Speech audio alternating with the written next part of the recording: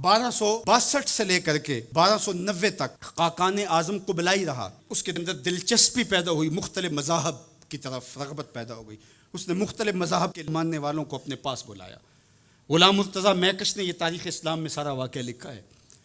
और उसने बुद्ध मत के लामाओं को, हिंदुओं के बड़ों को, जोगियों को, पादरियों को, सबको बुला के कहा मुझे अपने अपने मज़हब के हवाले से कुछ बताओ। तो जो आलिम दीन गया मुसलमानों की तरफ से, उसने जिहाद की आयतें पढ़ी जिसमें कुफ़ार को कत्ल करने का हुक्मनामा था। तो कुबलाई खां ने कहा कि तुम्हारा दीन काफिरों को कत्ल करने की तलकीन करता है? उसने कहा हाँ। तो कहा फिर आप हमें कत्ल क्यों नहीं करते? तो कहा कि हमारे पास ताकत नहीं है। तो अगर ताकत हो तो कहा फिर हम तुम्हें काट दें। तो उसने वहीं खड़े खड़े हुक्मनामा जारी किया कि इनका दीन अगर हमें कत्ल करने का हुक्म देता है, ताकत ना होने की वजह से ये रुके हुए, तो फिर ये क्यों जिंदा बचे? उसने फौरन हुक्मनामा जारी किया, जो मुसलमान सामने उसको काट दो। मुसलमान गाजर मूली की तरह कटने लगे।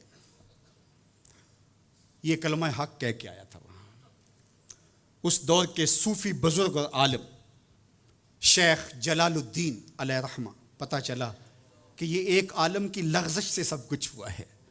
आलिम का फिसलना आलम का फिसलना है।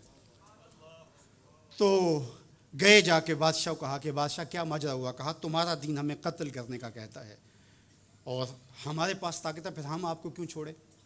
तो कहा साहिब वो दीन की ताबीर को समझते नहीं थे जिन्होंने आपको बताया।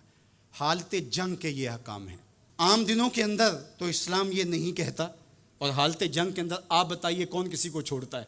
लेकिन मेरा इस्लाम फिर भी बच्चों को छोड़ता है, मेरा इस्लाम फिर भी ख़वातीन को छोड़ता है, मजहबी रहनुमाओं को छोड़ता है। उसने खड़े खड़े हुक्मनामा जारी किया कि जो कट गए अभी तलवार नियाम में डाल ली जाए। तो साहेब जब तक अदल नहीं होगा, जब तक आप यक शेर इल्म रा दामन अकल बायद, एक शेर इल्म के लिए 10 मन अकल चाहिए। अगर आप तराजू के दोनों पलड़े बराबर नहीं रख सकते तो तुम्हें तौलने के लिए बिठाया किसने? इकबाल कहते हैं कि तुम्हें क्या खबर कितने सफीने डबो दिए, तुम्हें क्या खबर कितने सफीने डबो दिए, सूफिये मुल्ला की कम अंदेशी ने कितने घर उजाड़े और उम्मत को कहां से खड़ा कर दिया।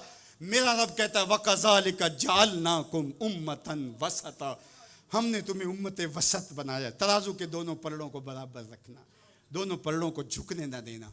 अल्लाह के महबूब अलैहिस्सलाम ने दोनों पलड़े रखे। अल मोमिनो गिर्रुन करीमुन, मोमिन सादा मिजाज होता है, भोला भाला सीधा सादा होता है। अल्लाह अकबर।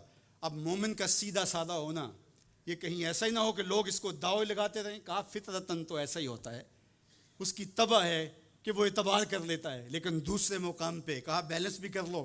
मेरे हुजूर ने इरशाद फरमाया ला युल्दगुल मुमिनु मिन जुहरिन वाहिदिन मर्रतैन, मोमिन एक ही बिल से 2 मरतबा डंग नहीं खाता।